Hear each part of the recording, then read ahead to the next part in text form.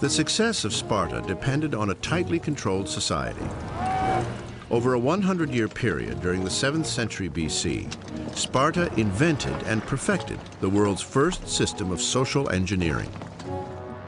Control by the state began at birth. Inferior children were killed.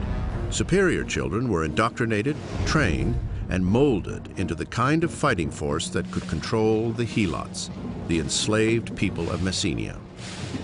Once you have a small population that must enslave a large population, then each Spartan, in the Spartan view, must be qualitatively superior to every 10 or 12 Messenians. The only way they felt they could achieve that level of military excellence was to bring all of the youths in a group, give them standardized training, and do it from a very early age.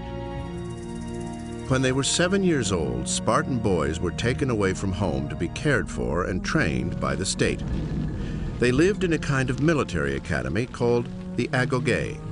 At age 7, the young Spartan boy enters the world of males that really will be his life for the rest of his time, for as long as he survives. Initially, he is brought into what I have sometimes called the Cub Scout troop from hell. The Agoge is 15 years long pep rally.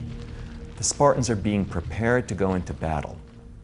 And here an alleged saying of Patton comes to mind. Patton is supposed to have said to his men, "I don't want you to kill for me, I want you to die for me."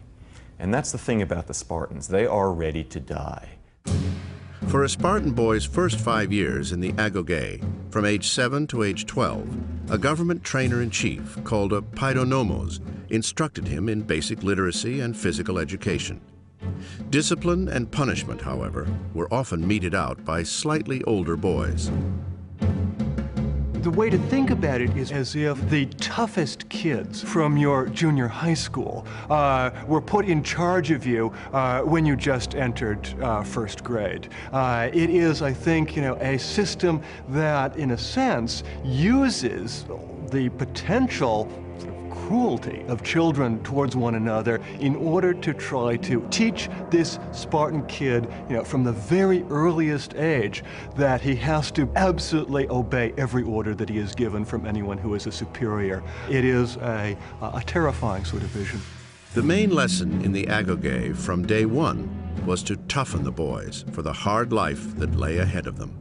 The Spartan training system was clearly meant to test for weakness and to cull out weakness. And throughout his life, a Spartan warrior had to worry about being watched by his fellow Spartans. They were constantly watching him for weakness, watching to see if he is really up to speed. Again and again, the rule in the Agoge is, can you take it? How tough are you? Are you tough enough to be a Spartan male? This is a tough love system, and is more tough than love. Spartan girls also received training, but at home. She was trained from childhood to be tough, to be physically fit at any rate, to be presumably to some extent self-reliant. Because their raison d'etre was to produce strong sons to defend the community, they ate well, they participated in athletics, so they were, in a way, prime breeding specimens. At age 12, Spartan boys entered the second level of Agoge training, and conditions got much worse. Each boy was issued a single cloth cloak. This was the only garment they were allowed to wear year-round. They were also required to go barefoot, all in the name of toughening them physically and mentally. Anybody who's been to Laconia in the winter, you can see that the very idea that you would go barefooted or you'd have a single cloak would kill a modern American within minutes. Tired and cold, the boys were also hungry. The evening meals were cooked, if that's the right word, by the helot attendants. And they cooked absolutely horrendous food, apparently. And the most famous meal of the Spartans is what's called the blood soup. It's basically pork with a lot of blood floating around. Travelers to Sparta were appalled at the Spartan diet. One famous description was recorded by a visiting Sybarite from the north. He came to Sparta and he said, after sampling this soup, he now understood why the Spartans were so willing to die. The soup was not only bad, there wasn't enough of it. You get enough food to survive, but you don't get enough food to be happy. And so you're taught right away that if you want to get enough food to be happy, to feel full, you're going to have to steal it. That was done in part to keep them sharp, but also in part to teach them survival skills, because it was all part of the business of making a Spartan who would be the kind of guy who could manage to forage around the country and keep himself alive if he had to. A Spartan child who is caught stealing will be punished, and yet a Spartan child who does not steal will be regarded as a complete wimp. If you are very good at cheating and you don't get caught, then you in fact will flourish. The length one boy went to so as not to get caught was recorded by Plutarch. According to his account, a very hungry young boy stole a fox cub to eat. When a superior suspected he had stolen the fox, the boy hid the vicious little animal under his cloak.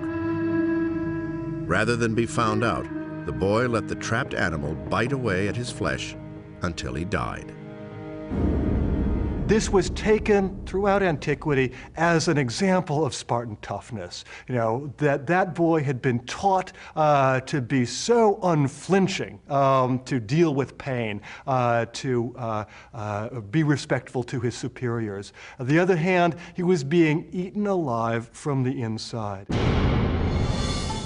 Toughening and strengthening Spartan adolescents was deemed necessary because of the kinds of battles they would one day fight. The phalanx is as strong as the weakest link. So the crucial element is to make sure that everyone is more or less equally strong, and that those who are weaker are simply eliminated. It was said of the Spartans that they were the only nation that when they went to war, things actually got easier for them. Life in the agoge was a weeding out process. Boys were continually required to pass tests of strength, flexibility, endurance, and cunning.